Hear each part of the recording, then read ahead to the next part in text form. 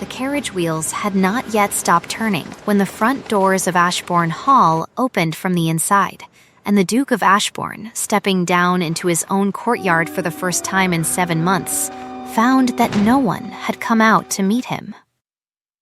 He had a few seconds to register this, the way a man registers a missing step in the dark. The footman at the door stood at correct attention. The grooms moved with their usual silent competence around the horses. A lamp burned in the window of the green drawing room, exactly where it always burned at this hour, and the long windows of the dining room beyond glowed, amber against the deepening blue of an autumn evening. Everything was in its place. Only his wife was not on the steps, and no one had run ahead to fetch her. And the silence of his own household, perfectly polite and perfectly intact, felt suddenly like a closed door. He removed his gloves one finger at a time. He had rehearsed his entrance on the long road north, the warmth he would summon, the small, generous lie he would offer, the kiss he would press to her temple, as if 7 months were a trifle and a mistress, an invention of vicious tongues. The kiss had nowhere to land.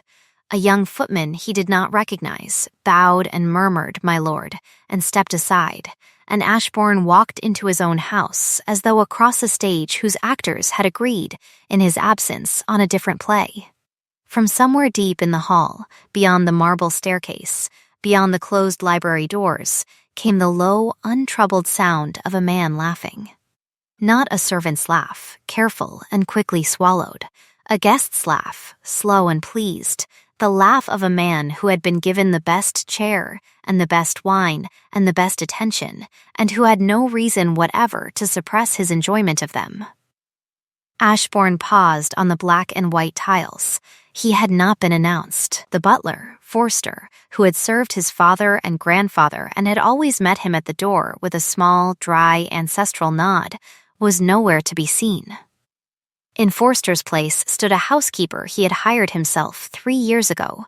Mrs. Lyle, and Mrs. Lyle was looking at him with the expression of a woman calculating which of 2 storms to step into. "Her Grace," she said, and stopped. Ashbourne waited. He had learned in the army and in Parliament and in certain rooms in town that a man who waits long enough is usually told the thing the speaker had not meant to say.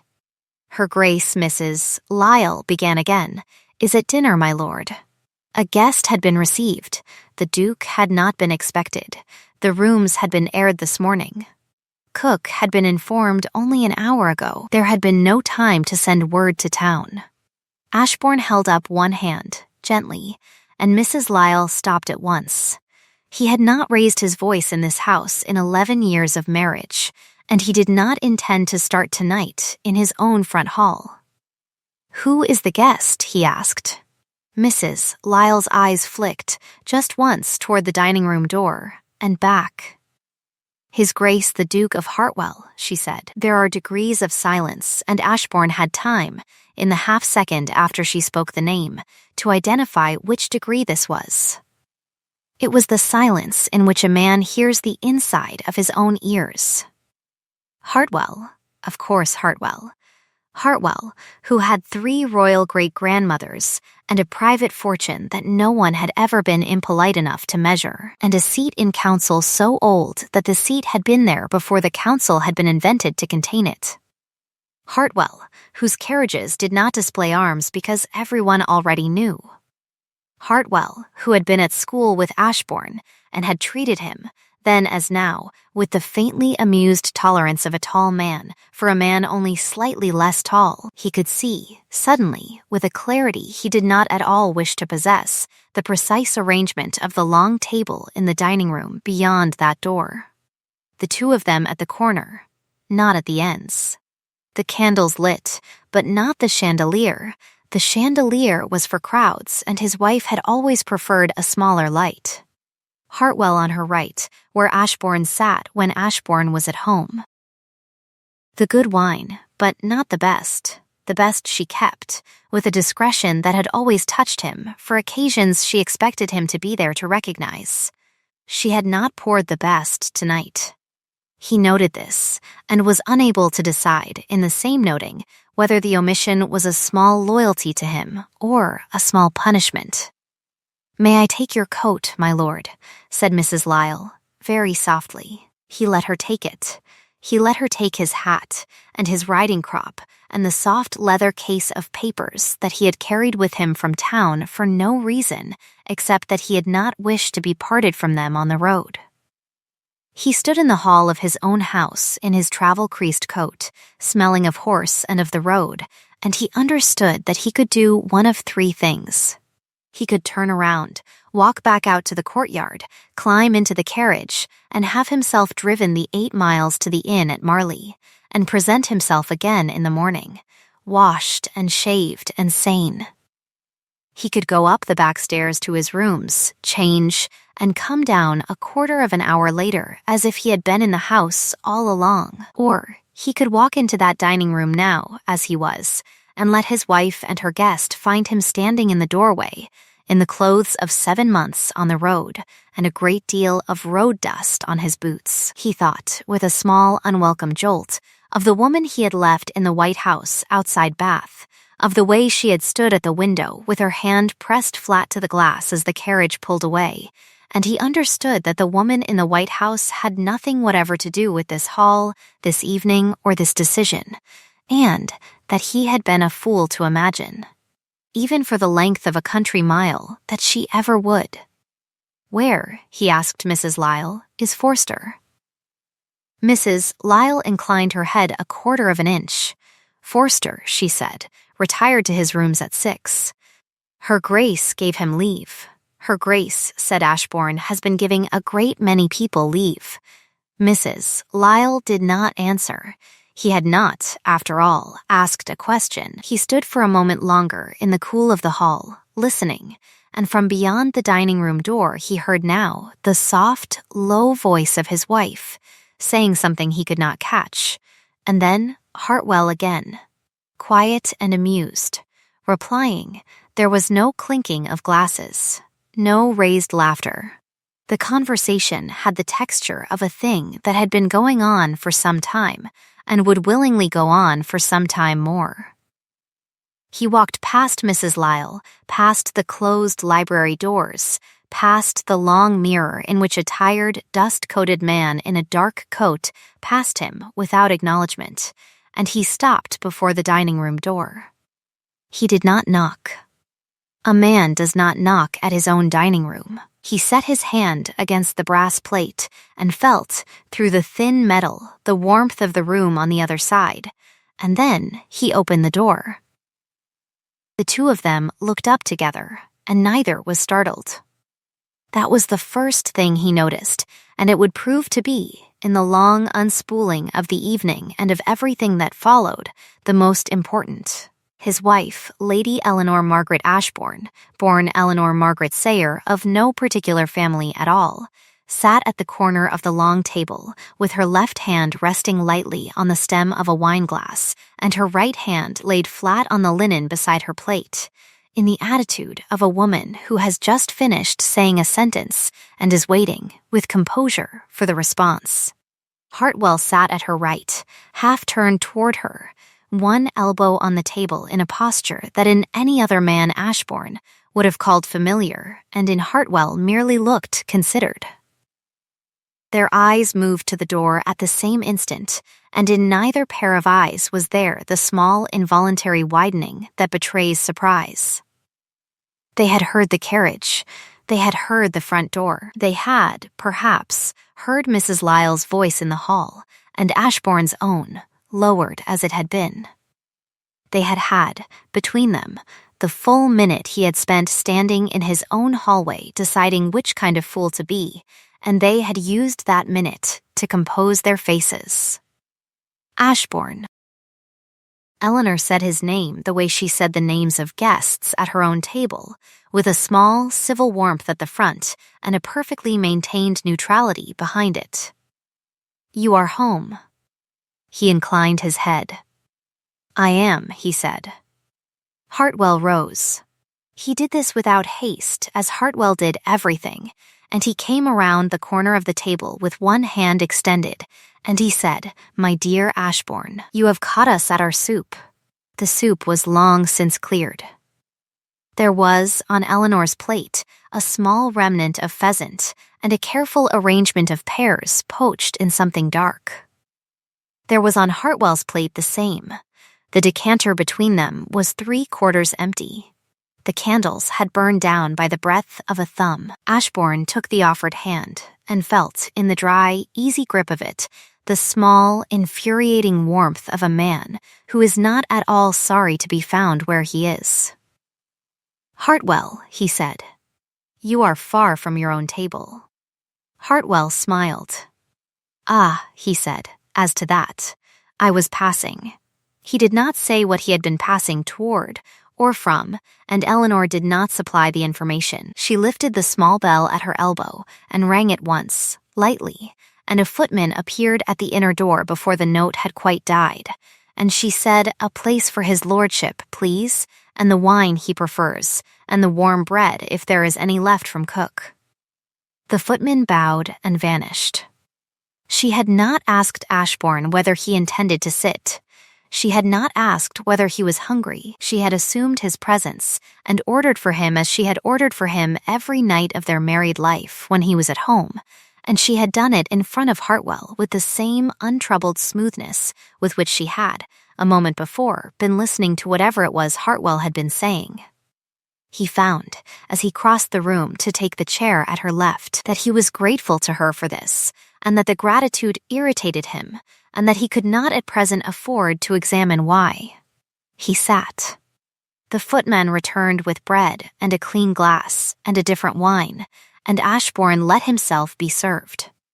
Eleanor turned her face toward him for the first time at close range, and he saw what he had not been able to see from the door. She was thinner. Not very.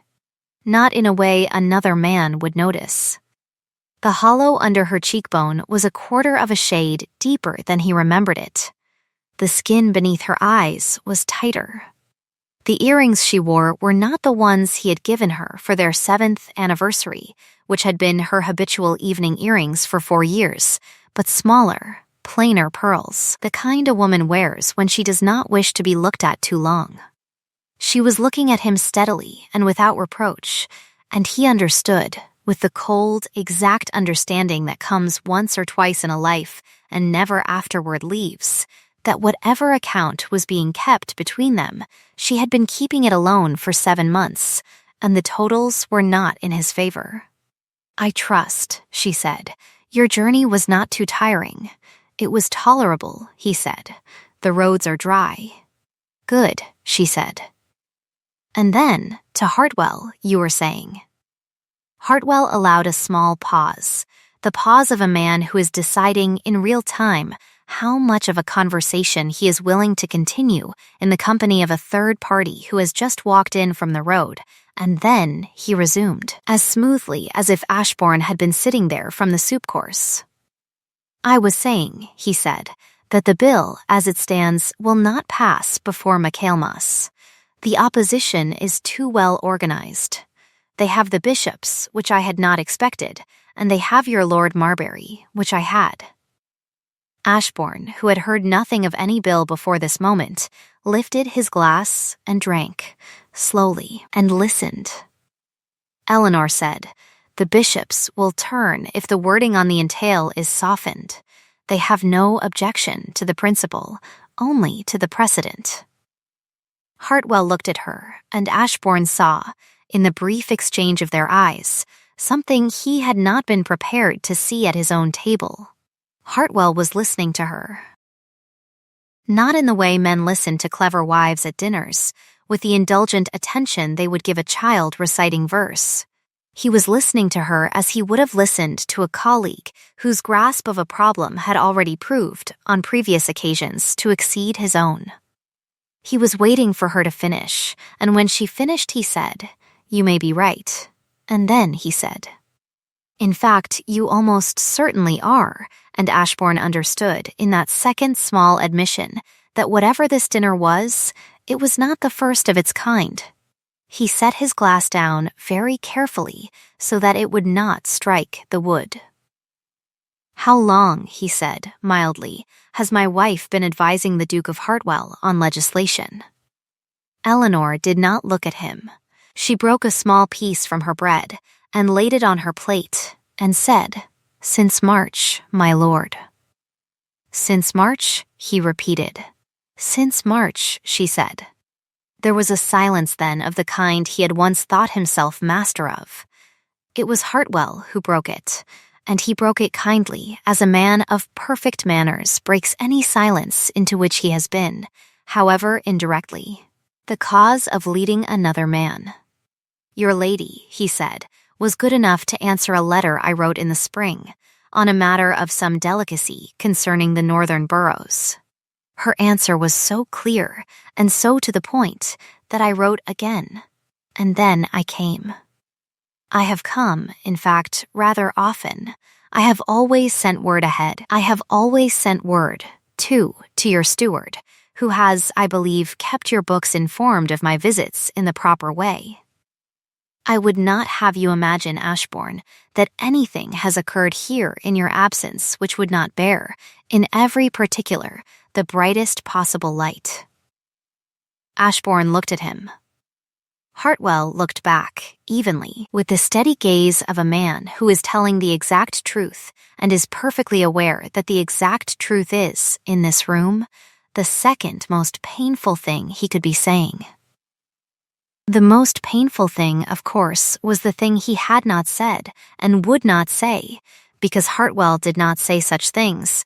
He merely allowed them to be understood. The most painful thing was that Hartwell had come again and again to a house in which the master was absent, to consult a woman whose mind he had discovered, by accident, to be the equal of his own, and that in 7 months of consulting her he had come to enjoy the consulting, and that he had been welcomed in the long evenings of an empty country house by a woman who had nowhere else to put the part of herself her husband had stopped asking to see. Ashbourne lifted his glass again. "Brightest possible light," he said. "Quite so. I thank you for the courtesy." The pears went away. The cloth was lifted. The candles were trimmed by a footman who did this with the careful neutrality of a man trained never to seem to hear what is said over his head, and a second decanter was set down. Eleanor rose. "I will leave you," she said. "You will wish to speak." She said it as women say it in great houses every evening of the year, after every dinner, with no implication beyond the customary. Hartwell rose too, and bowed over her hand as if she were the hostess of a state occasion, and not the wife of his schoolfellow in a country dining room in October. She turned at the door and looked back, not at Ashbourne, but at the table between them, as a woman might look at a board on which a difficult game had been left in mid-play, and then she went out. The door closed. The two dukes were alone. Hartwell sat down. He did not at once speak. He turned the stem of his glass between his thumb and forefinger and watched the small spiral of the wine. "Ashbourne," he said at last, "I owe you no apology, and I will offer you none, because if I offered you one we should both feel worse, and the situation, which is delicate, would become impossible. But I will say this. I have known your wife 11 years, as you have. For 10 of those years I knew her as your wife, which is to say I did not know her at all. This past year I have come to know her as herself, and I tell you frankly, as one friend to another, that you have at your table a woman whose understanding of the management of an estate, the temper of a county, and the working of a bill through committee exceeds that of any 3 of the men sitting on our benches at present. She has not told me where you have been. She has not told me how long you intend to be there. She has not, in any conversation I have had with her under this roof, spoken your name, except as the master of the house, the way a steward might. I have come to understand certain things, as men of our age must, by what is not said. I do not judge you. I have no standing to, but I will say one further thing, and then we will speak of other matters.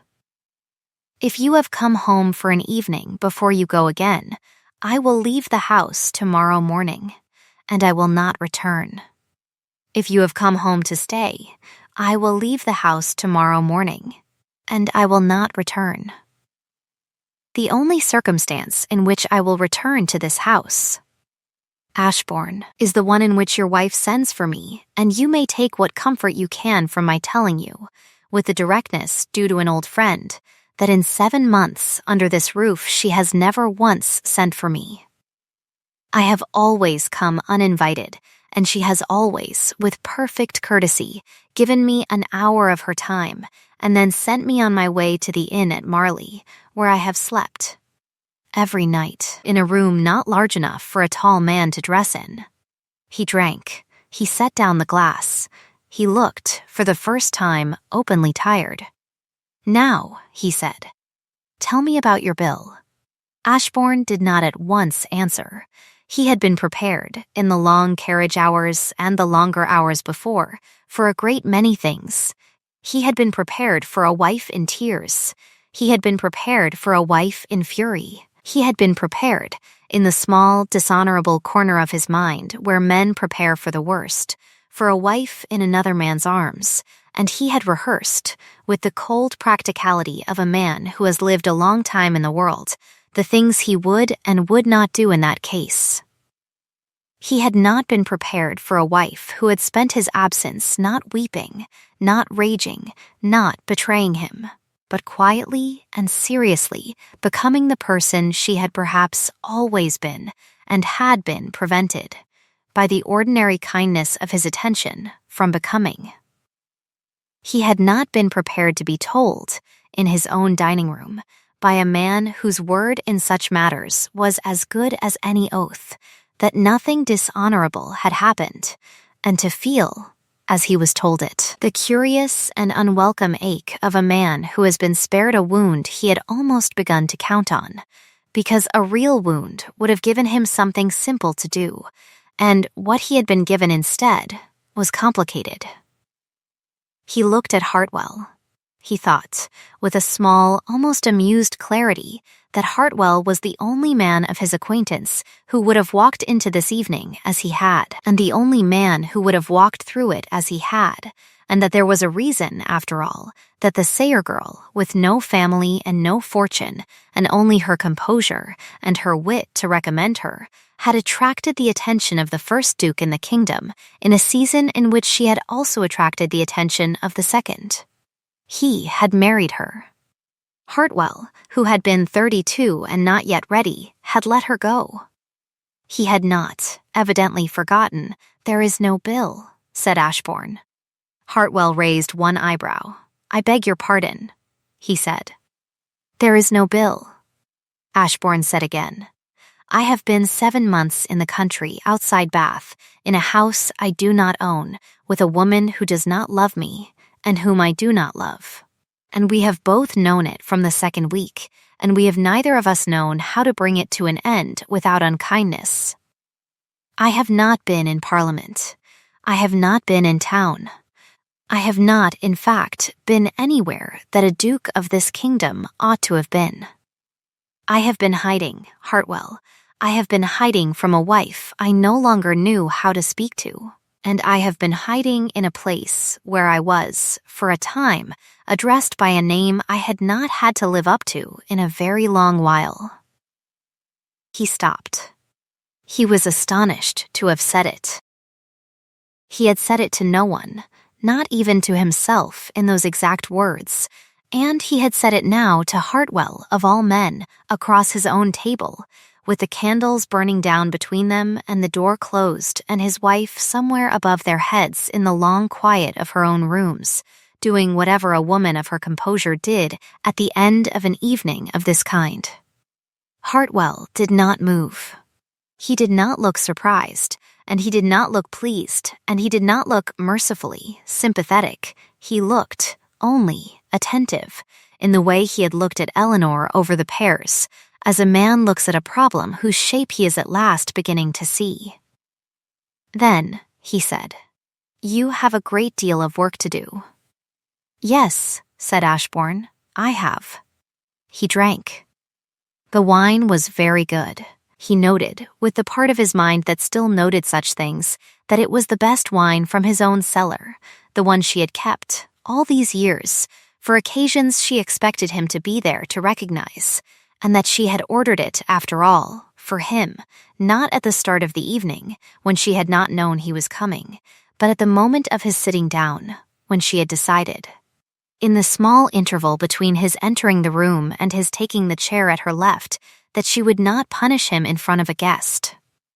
He set the glass down. He did not trust his hand on the stem of it. They sat for a while longer in silence, and then they spoke of the bill that did exist, and of the bishops, and of Lord Marbury, who was, it appeared, even worse than Ashbourne remembered. And at last Hartwell rose. "I will go to the inn," he said. "I will leave in the morning. You will not see me again in this house unless your wife sends for me, and as I have said, she will not. Good night, Ashbourne." He paused at the door. "And," he said, without turning, "you are a fortunate man. You ought to know it." He went out. Ashbourne did not go up at once. He sat at the long table for a quarter of an hour after Hartwell's carriage had been heard in the courtyard, and after the courtyard had been heard to settle again, and he watched the candles burn. And he listened, through the closed door, to the small, ordinary sounds of a house putting itself to bed. The clink of plate in the scullery, the soft tread of a maid on the back stair, the cough, somewhere far above, of an old hound he had bought the year of his marriage, who was now, he calculated, 12, and who had, in the courtyard earlier, declined to come down the steps to meet him, and whom he had not blamed for it. He thought of the woman in the White House outside Bath. He thought of her without anger, and without longing, and without the small, false tenderness he had used, in the carriage and on the road, and over a great many breakfasts in the last 2 months, to disguise from himself the fact that he had stopped feeling much of anything for her at all. She was a kind woman. She was a clever woman in her way, which was not Eleanor's way. She had taken him in when he had been ridiculous, and had given him a room and a fire and a place to be a man without consequence for a season, and she had known, from the second week as he had said, that he would go. And she had let him go without a scene, because she was, in fact, kinder than he was. He owed her, he saw now, an honest letter, and a settled income, and the use of the house for as long as she wished it, and no more of his attention, ever, of any kind. He would write the letter tomorrow. He would write it before breakfast. He would write it in his own hand, because some debts cannot be paid by a secretary. He rose. He took up one of the candles, because the corridors at this hour were lit only at the turnings, and he did not wish to send for a servant, and he went out into the hall. The house was very quiet. The mirror at the foot of the staircase showed him, again, the tired, dust-coated stranger in the dark coat, and this time he met the stranger's eyes for a moment, and they did not flinch from one another. He went up. He passed his own rooms without stopping. He walked the long carpeted corridor to the east wing, to the door of her sitting room, which stood, as it had always stood at this hour, an inch ajar, because she liked, on autumn evenings, to feel the air of the house move through her windows. He set his hand on the door. He did not push it. He stood for a moment in the corridor, with the candle in his other hand, and he understood that he had not, in fact, the smallest right to push this door tonight, and that whatever he was about to do was the first act of a long, slow, unglamorous work, and that he had better begin it as he meant to continue it, with patience. He knocked. He had not knocked at his wife's door in 11 years. The knock sounded, in the long corridor, like a small bell struck once, and then there was silence, and then her voice, perfectly composed, said, "Come in." He went in. She was at her writing desk by the window. She had put on a shawl. She had taken down her hair, and it was pinned up again loosely, the way she pinned it for sleeping. And she had a pen in her hand and a half-written page beneath it, and she did not put the pen down. She did, however, turn in her chair, and she looked at him gravely, without surprise. He set the candle on the table by the door. He did not move toward her. "May I sit?" he said. "The chair," she said, "is yours." He sat. He looked at the rug, which had been a wedding gift from an aunt of hers who had not believed at the time that the marriage would last 6 months. The rug had lasted 11 years and showed almost no wear. He thought, irrelevantly, that the aunt had been a good judge of carpets and a poor judge of women. "Eleanor," he said. She waited. "I have not," he said, the words for this. She nodded once, gravely. Then, she said, "Do not look for them yet. Sit." He sat. The clock on her mantel ticked. A log shifted in her grate, very softly, with the small sigh of wood that has been burning a long time and is at last giving up the last of its shape. Outside, the wind moved through the limes on the south lawn, and somewhere far off, beyond the park, a dog answered another dog and was answered back. He had heard these sounds every autumn of his married life and had not, until tonight, heard them. "Hartwell," he said at last, "has told me." She inclined her head. "He has told me," he said, "that nothing has happened." "I know," she said. "And," he said, "I know it too, without his telling me. I have known it from the moment I came into the room. I want you to know that I have known it." She set the pen down. It was the first thing she had done with her hands since he came in, and he watched the small, careful gesture as if it were a thing of importance, which, he understood, it was. "Thank you," she said. He took a breath. "Eleanor," he said, "I have been a fool." She did not contradict him. She did not agree. She watched him with the steady, unjudging gaze with which she had once watched him 11 years ago, across a different table, in the first week of their acquaintance, when she had been a girl of no family at all, and he had been a young duke too pleased with himself to know yet what he had been given. "I have been," he said, "in Somerset." "I know," she said. "I have been with a woman who is not my wife." "I know that too," she said. "I have not," he said, "loved her." "I know that as well," she said. He looked at her. "How?" he said. She smiled, faintly, because, she said, "if you had loved her, you would not have come home tonight, and certainly not in those boots." He looked down at his boots. They were appalling. He laughed. Once, a short, startled sound that surprised him very much, and she laughed too, very quietly, and for a moment the room was the room of two people who had laughed together for a long time and had not forgotten how. The moment passed. She folded her hands in her lap. "I will not ask you," she said, "what you intend to do.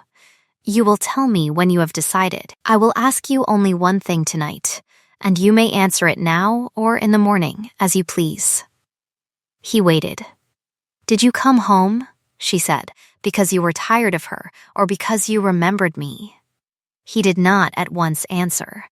He had, in the carriage, prepared a great many answers for a great many questions, and he had not prepared this one, because he had not believed she would ask it, and he had not believed, if she did, that he would have the courage to answer it truthfully. He thought of the White House, and the woman at the window, and the road north, and the inn at Marley, and the candles in the dining room downstairs, and the second best wine and the best wine, and Hartwell's eyes across the pears. "I came home," he said, "because I remembered you. I had been told, on the road, by a man I trust, that the Duke of Hartwell had been seen at Ashbourne Hall this summer. I rode the last 40 miles in a temper I am not proud of. I came up the drive intending to be the kind of husband who walks into his own dining room in his riding boots and makes a scene. I did walk into the dining room in my riding boots. I did not make the scene. I did not make it because the moment I saw you at that table, I understood, before I had any business understanding it, that whatever was happening in that room was not happening to me, it was happening to you, and that you had earned it, every part of it, in the 7 months I had been away, and in the 10 years before, that in which I had not, as Hartwell put it, known you. I came home, Eleanor, because I had been jealous of a man I had no right to be jealous of, and I have stayed in this room tonight because I have understood in the last hour that the man I have most to be jealous of is the one I have been, and that I would like, if you will allow it, to begin to be a different one. She did not speak for a long time. The clock ticked. The log in the grate gave another small sigh. She looked at her hands in her lap, and then she looked at him, and her eyes were bright but not wet, because she was not, and had never been, a woman who wept easily, and she said very quietly, "That is a great deal to say in one breath, my lord." He bowed his head. "I have had," he said, "a great deal of road in which to compose it." She almost smiled. "Go to bed," she said. "Not here. In your own rooms. Wash, sleep. In the morning we will speak again, and you will tell me what you mean to do about the house outside Bath, and I will tell you what I mean to do about the bill on which I have been advising the Duke of Hartwell, which is, by the way, a very good bill, and which I should like to see passed before my Kelmis, with or without your help, though I should prefer it with." He rose. He stood for a moment by her chair. He did not touch her. He had not, he realized, the smallest right to touch her, and would not have, perhaps for a long while, and the realization, which ought to have been bitter, was instead, oddly, a relief, for it gave him at last a thing to do, and a length of time in which to do it, and a clear and specific shape for the work of the rest of his life. "Eleanor," he said. "Yes," she said. "Thank you," he said for the wine. She looked up at him, and this time she did smile, the small, dry, perfectly composed smile he had not seen on her face in 7 months, and possibly, he thought, much longer than that. "You are welcome," she said. "It is, after all, your cellar." He took up his candle. He went out. He closed the door softly behind him, and he stood for a moment in the corridor, listening, and from within the room he heard, after a little while, the soft scrape of her chair as she turned back to her desk, and the small, dry scratch of her pen as she resumed the letter he had interrupted, and he understood, listening, that she had not been writing to Hartwell. She had been writing to her steward in the north about the entail. He went down the corridor to his own rooms. He undressed in the dark. He lay a long while awake, watching the moon move across the ceiling, and he thought, without any drama at all, that he had a great deal of work to do, and that he had, perhaps, just enough life left to do it in, and that this was, in its quiet way, the best news he had received in a very long time. He woke before the house. He had always woken before the house, in the years when he had been the kind of man who deserved to, and he was pleased, in a small, careful way, to discover that the habit had not left him. He dressed without ringing for his man. He shaved himself, badly, at the cold basin, because he did not, this morning, wish to be tended to. He went down the back stairs in the gray light and let himself out through the kitchen passage, and he stood for a moment in the kitchen garden, in the cold and the wet grass, and he watched his breath go up into the pale air, and he listened to the rooks waking in the elms beyond the wall. He thought of a great many things, briefly, and then he thought of one thing, slowly. And that was the letter to the woman in the White House outside Bath, and the precise words he would use, and the income he would settle, and the small, true kindness with which he would close it, because she had been kind to him, and he owed her, at the very least, kindness in return. He went back inside. He went to the library. He set out paper, and he sharpened a pen, and he sat down, and he began to write. He had not finished the letter when he heard, in the corridor, the sound of his wife's step, and then, behind her, the soft tread of Forster, who had evidently been informed of his master's return by a household that ran on its own intelligence and required no announcements from anyone, and who came into the library with the small, dry, ancestral nod of a man who has served 3 generations of one family and does not intend, at his age, to be impressed by the 4th. "Good morning, my lord," said Forster. "Good morning, Forster," said Ashbourne. "Welcome home, my lord," said Forster, and there was, in the small inflection on the word home, the only reproach Ashbourne would receive, in that house, from anyone, ever, on the subject of his absence, and it was, he understood, a fair one. "Thank you," he said. Forster bowed and withdrew. Eleanor came in. She had dressed for the morning in gray, and she had put up her hair properly, and she was carrying a small folded paper which was, he saw, a list. She set it on the desk in front of him without preamble. "These," she said, "are the matters on which decisions have been deferred against your return. I have done what I could. There are some I could not do without you. We will go through them after breakfast." He looked at the list. It was long. It was meticulous. It was in her hand. He looked up at her. He said, "Eleanor." She waited. He said, "I am very glad to be home." She looked at him for a moment, and then she did a thing she had not done in 7 months, and had not perhaps done in a great while before that. She laid her hand, lightly, briefly, on his shoulder. She did not say anything. She took her hand away, and she went to the window, and she stood for a moment looking out at the park, where the mist was lifting from the lower lawn and the sun. The small, late autumn sun was beginning to come up over the line of the elms. "I am glad," she said without turning, "that you are home." The light came up. The day began. The work, the long, slow, unglamorous work of becoming the man he had only that night decided to be, began with it, and it would go on, in that house and in that marriage and in that county, for many years, and would not always be easy, and would be, in the end, the only thing he had done with his life that was worth the telling. And as for the others, the woman in the White House outside Bath received her letter and her income, and married, 2 years later, a kind country attorney who adored her, and lived a long, quiet life and did not, in that long life, think of the Duke of Ashbourne more than once or twice a year, and then only with a small, dry smile. Lord Marbury opposed the bill, and the bill passed anyway, by a margin of 7 votes, the 7 votes being, as everyone afterward agreed, the personal work of the Duchess of Ashbourne, who had written, in her own hand, to each of the 7 members in question, and had been, in each case, persuasive. The Duke of Hartwell did not, as he had said he would not, return to Ashbourne Hall uninvited.